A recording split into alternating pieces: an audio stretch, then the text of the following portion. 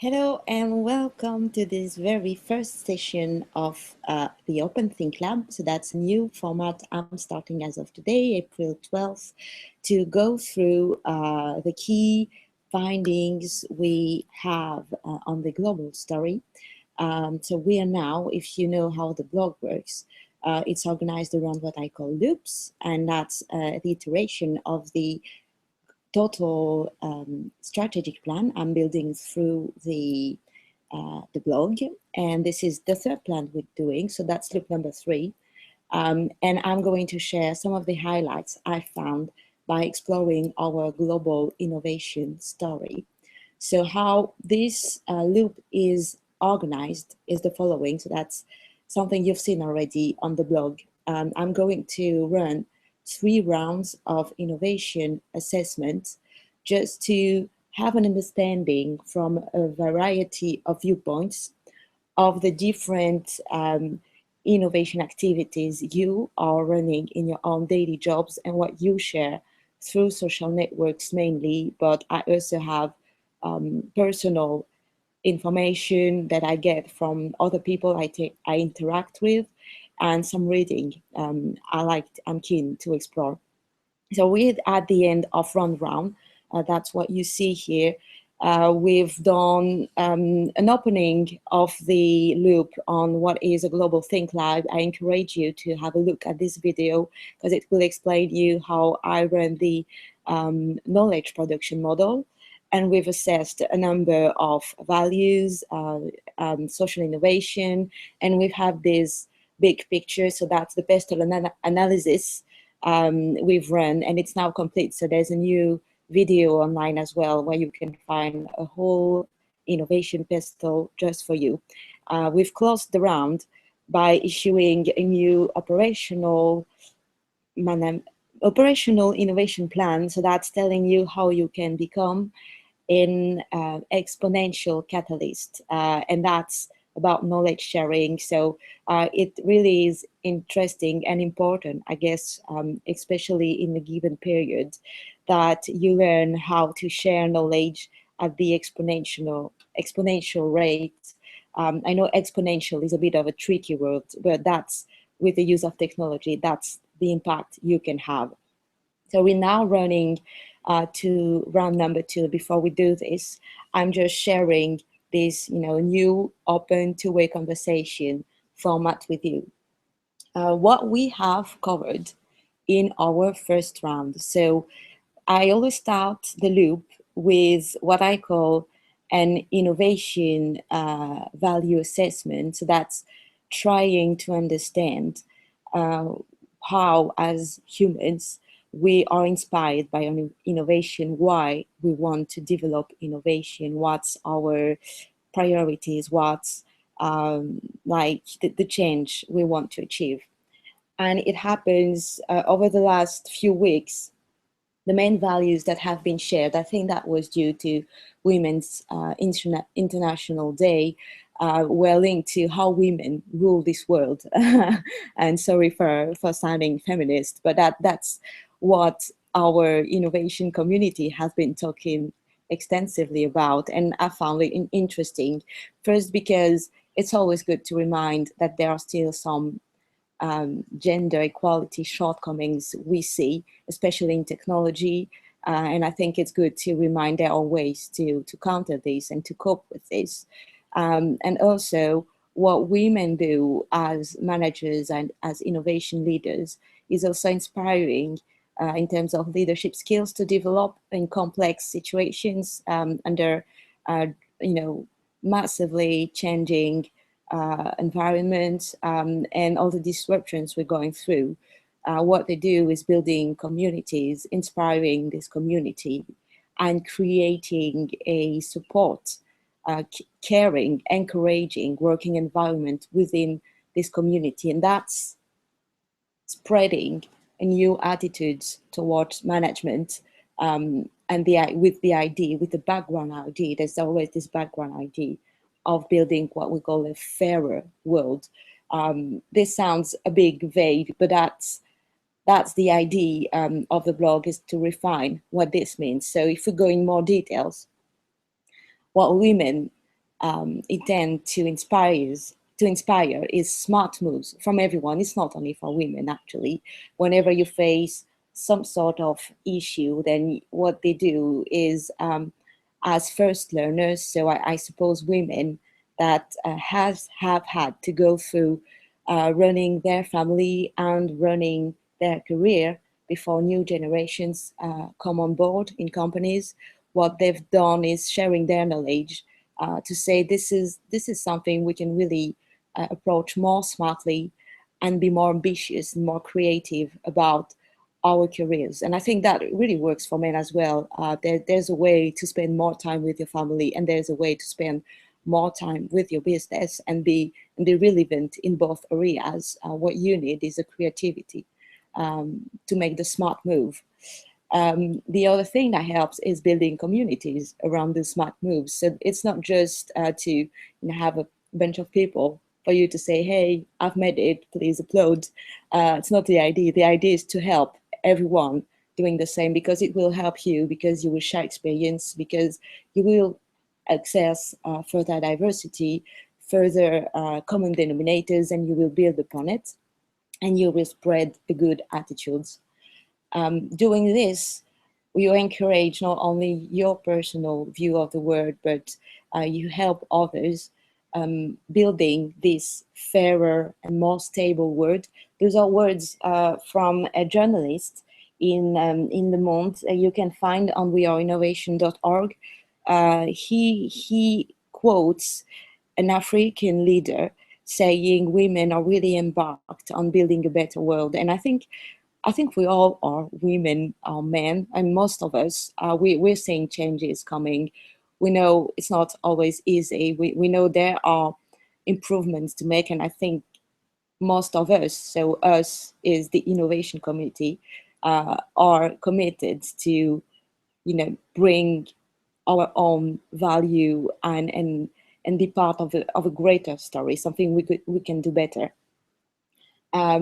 What I've done is, from the last loop, so again, the last strategic plan we defined last year, I've taken out some actions based on the articles shared.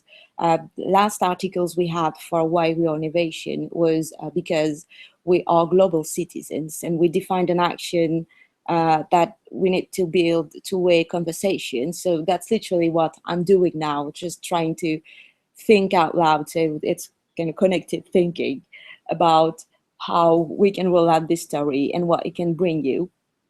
But in terms of innovation values, women leaders do this by caring and encouraging each other.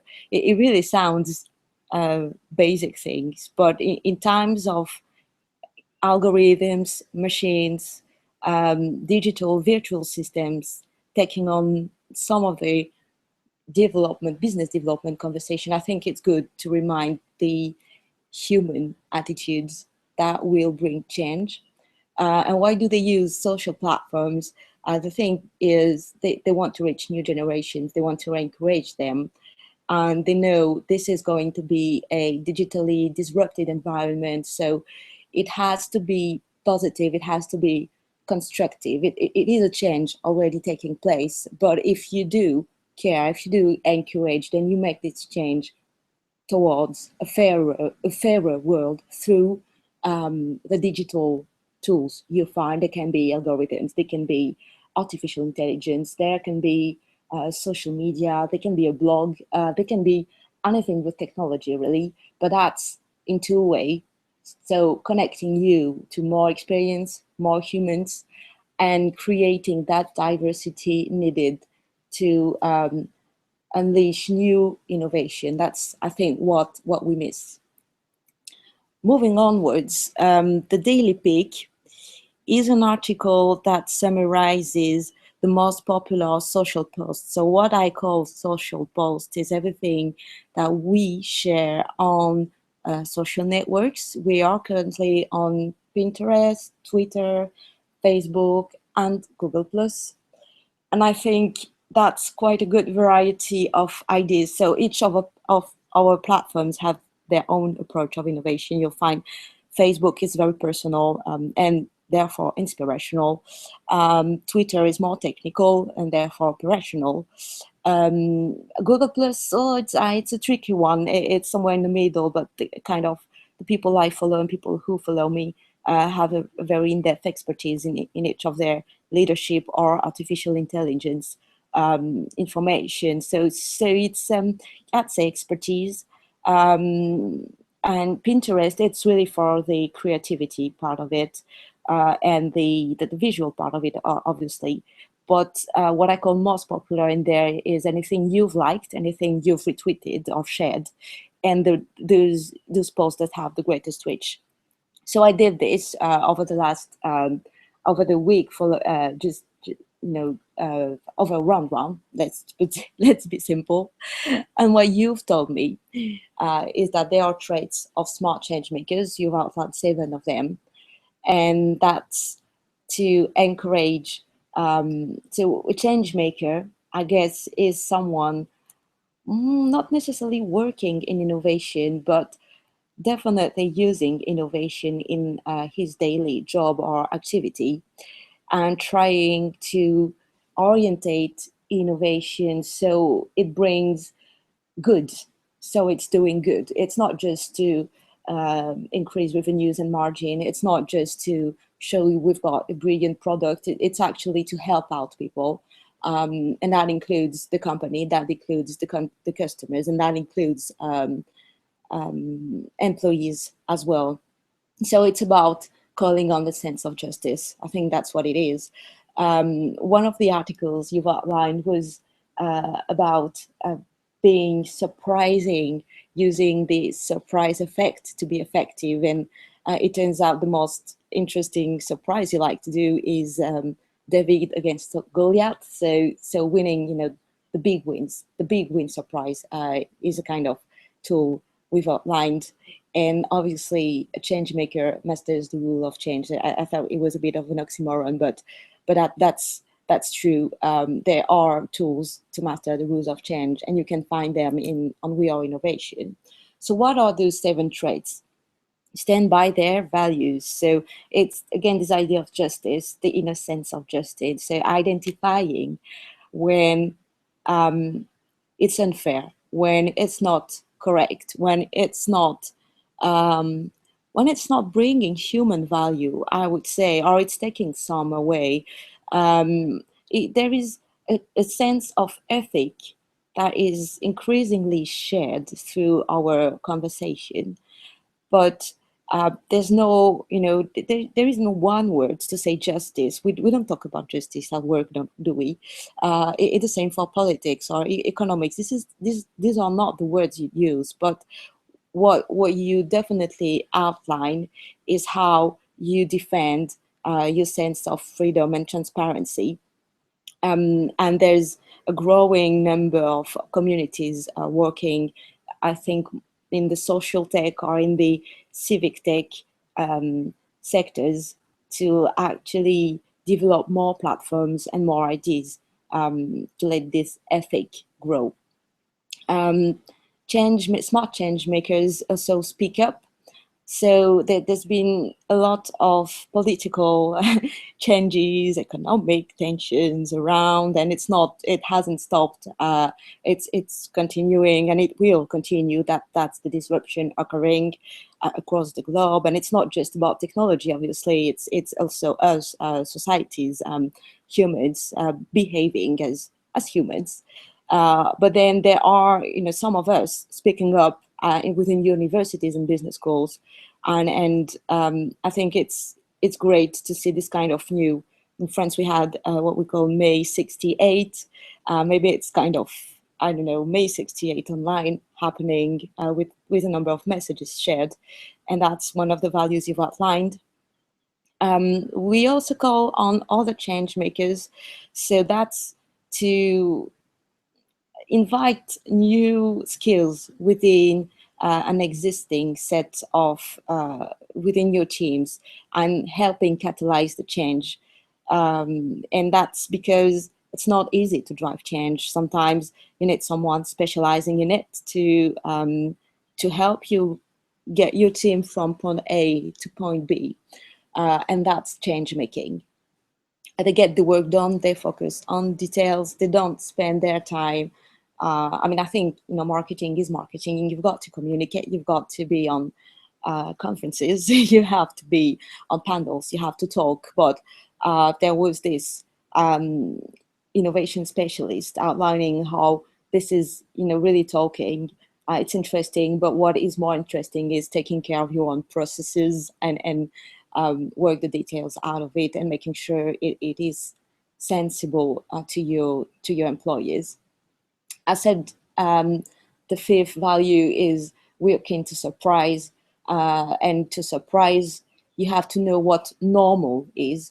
And doing this, you actually assess your costs of uniformity. It's one of the tools we've developed on this blog. You can find it also in Diversity as a Success Story, the ebook we issued in 2015. And it's an interesting exercise to drive because it's not judging, it's not telling people you're doing bad work or you have bad attitude. It's understanding what are the thoughts, the thinking framework, restraining innovation, restraining change. So if you're interested in that, then you can look up the blog, weareinnovation.org, and the management report called Diversity as a Success Story.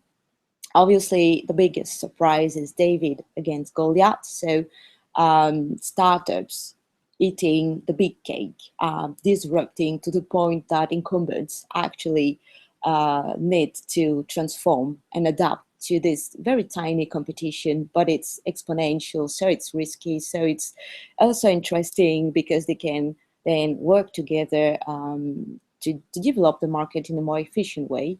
And it's definitely bringing up some technologies, business models, and social impact. That's something we've scoped. We'll see that later. And I said it's obvious, but change makers master change. One of the tools we've developed to help you understand the dynamics of change is horizontal, vertical, systemic, and technical diversity. These are 4 dimensions of diversity you can develop within your own teams and organizations, so you understand why change is coming and you can anticipate some of the actions.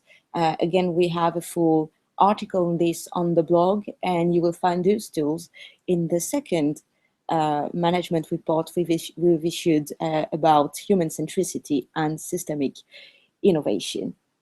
The tool is presented at the end of the presentation, by the way, so you will have a look at it. Social innovation, understanding the social needs for change. I think it's important to look at this from a social view, not from a customer view, because in the end, your customers all are in the same environment. They are all in the same, they have shared sense of urgency with other people, with their families, with their relatives, there is a change going on. We all see this, and looking at it from a social view, it's not political, it's not economic. It's just, what is society doing and what do they want? So looking at social innovation, one of the questions that came up is, what does it mean, intelligent, smart city? So there's this specialist saying that it's actually awkward to say that smart cities are those cities filled with technology and crowded. He questions this, and he says, what does it mean for cities like my own city, where we don't have fiber yet? It's been rolling out for the last 2 years and it's not arrived to my house yet. So that's where I live. We don't have 4G. It's white. I don't have network coverage, but I don't feel I'm not. I think I seem smart, and I don't have this broad connected technology. I do have the internet though, and I do have a computer. But what does it mean to be smart and intelligent? Is it linked to technology? Some experts actually think it's the ecosystem built around technology, so that the citizens, the initiatives, the sharing resources, the link building between individuals that creates the intelligence. And because this social innovation is increasingly, getting hold of innovation, technology conversations, then there are new sectors rising in the social and solidarity area. And that's creating new ambitions and new jobs, which we need, training, we need formal tools to develop. In France, for example, the startups and organization, whether they are public or private, are calling for for a social tech initiative, just as we have the French tech, just as there is civic tech. Social tech might be an idea to help develop further initiatives, more ecosystems linking humans, knowledge, and technologies. And it's also a new career type. It's also new ambitions, and it's delivering key. And I don't know how to say, but it's essential that these human values find an area where they can showcase innovation and what, I mean, there's so many anxiety, sense of meaninglessness going on. I think it's very key to focus on social innovation. And that's what the community thinks anyway. And there are initiatives used through social innovation to help people like refugees and foreigners gaining countries with no professional life anymore. It's been destroyed. So how can we help them? How can we use their knowledge to improve our own systems? How can we use their experience? It's one of the things social innovation focuses on. The other thing is social innovation is now a new, it's a business area, and there are business people working in it. And it's not just that they want to help, they also want to work, they also want to be excellent, they also want to be challenged, they also want to use technology. And I think it makes sense in that approach to really concentrate on human centricity behind technology. So we ensure those social initiatives are backed with human sense. So how can you be inspired by social innovation? The last actions we had defined is addressing core roots of social issues, and how innovators are doing this right now is by understanding the reality behind intelligence. How do they work with local citizens, businesses, and authorities, and why do they do this? It's to create a cross-generation and cross-sector benefit. So it's a systemic approach, really, through digitally connected talents. So you'll find a story on the blog of an NGO looking to revive their communication strategy and use digital tools to do so. And they found that the only way to do this was to recruit more millennials. And that's, I guess, something they share with other businesses. And where do we implement change?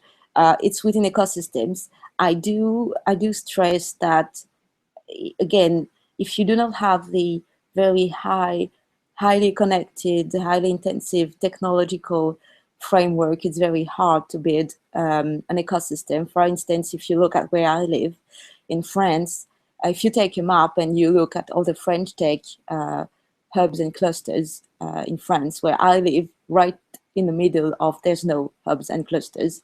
And it's a bit of a pity. I think we should be developing smarter approaches to innovation and technology. But I'm working on it aside from this blog, and I'll let you know more of that once things are launched.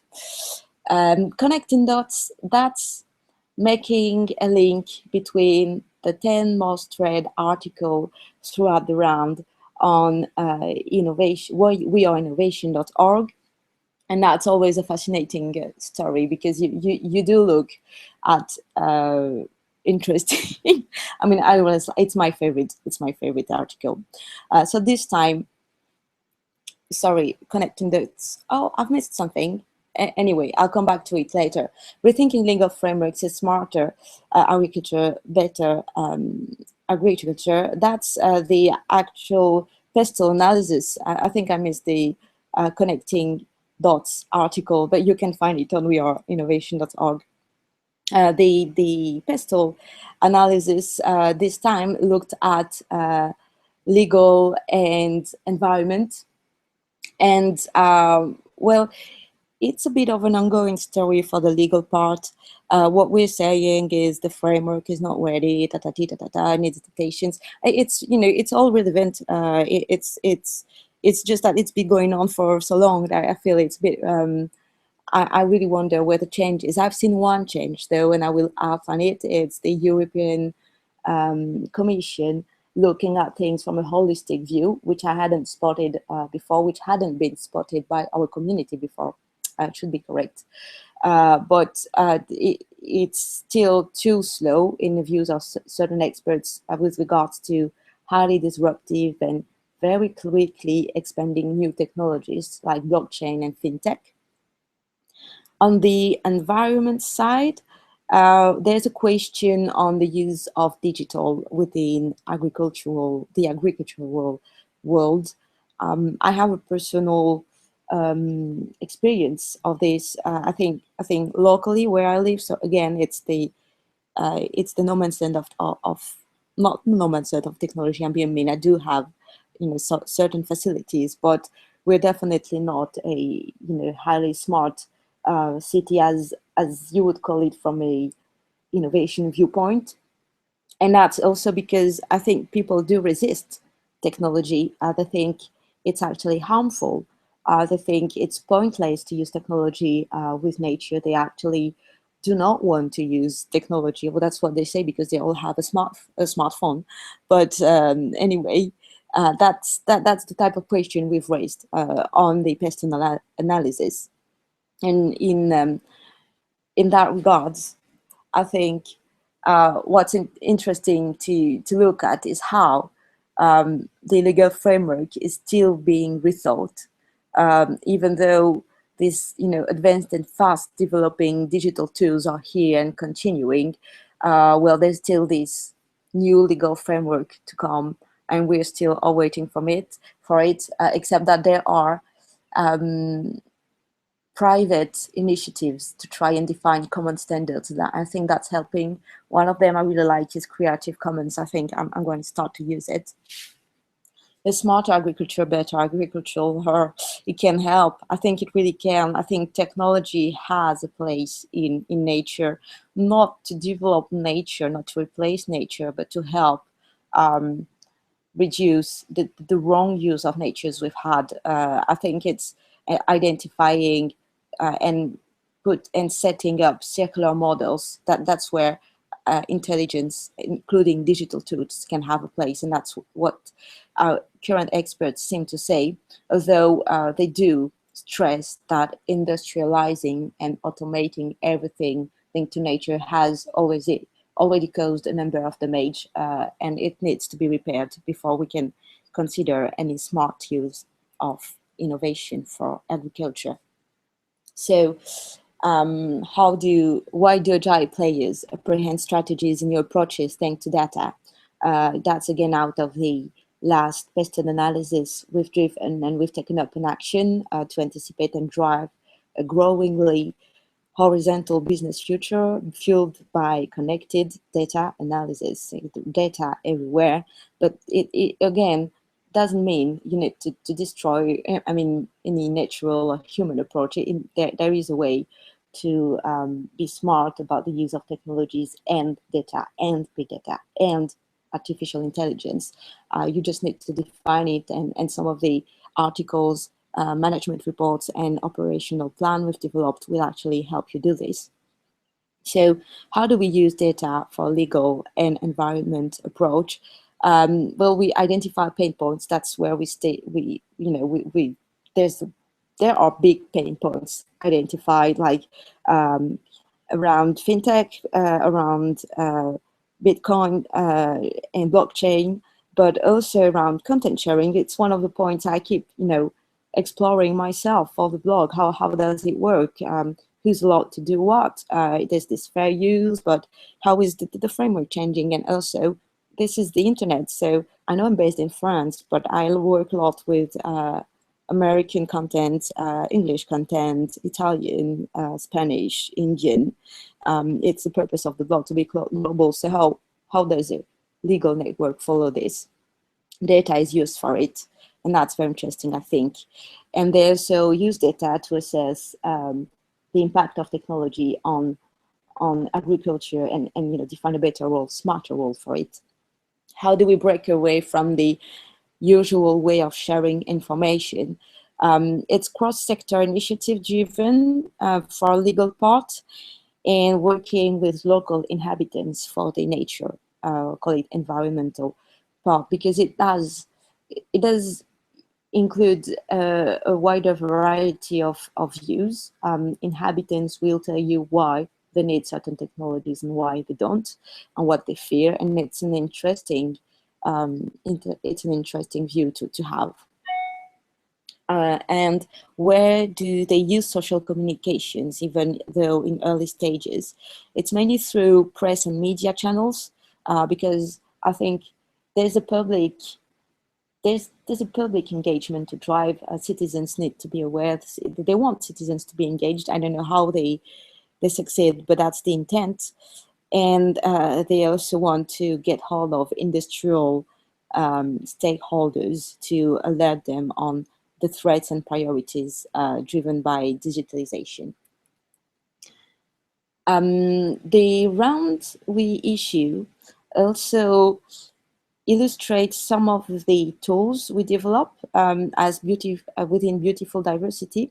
So Beautiful Diversity is this strategic initiative that actually concentrates on what you think is the priority, the long-term priority for innovation.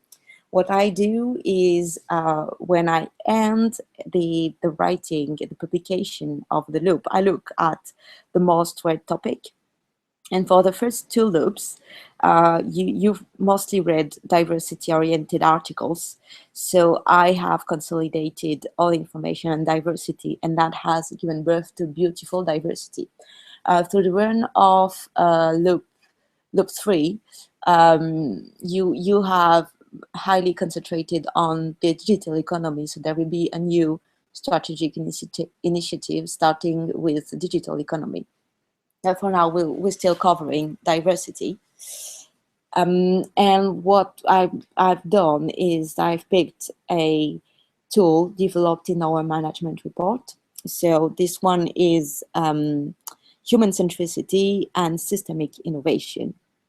And what we've done is, as said in the beginning, creating or defining those 4 dimensions of diversity. So horizontal, vertical, systemic, and technical, so you can understand how you can anticipate change and use all the skills and all the ideas and all the values, the purpose, shared purpose, personal purpose within your teams to define, to anticipate change, and also to drive your initiatives towards systemic innovation. So those 4 levels of diversity, you can define them by, it's quite simple. Horizontal, it's sharing insights among peers on defined topic and concepts. So that's literally, if you look at the blog, it's just me dropping in and a social network and asking, hey, what do you talk about if you talk innovation? And I browse all the concepts, and I actually retweet and keep in my own thread what I think is relevant about innovation and about the story we're driving. The vertical diversity part of it is combining viewpoints regardless of expertise or authority, is when I make a story, out of the first, horizontal diversity. So I actually try and understand what are the common denominators. So that's for example, social innovation, and I build a story out of it. Systemic diversity is when you start looking at things from a holistic viewpoint, including ecosystemic views. So that's the PESTLE analysis, for example, but it's also when you have public-private partnerships where you or when you engage with education, for example. And technical diversity is combining different sets of technologies to improve solutions. So if you organize your different levels of diversity around a human-centric scale from individual to global challenges, then you can divide the change and the trends, the technological trends you see um, around technology or innovation. It depends what you want to analyze.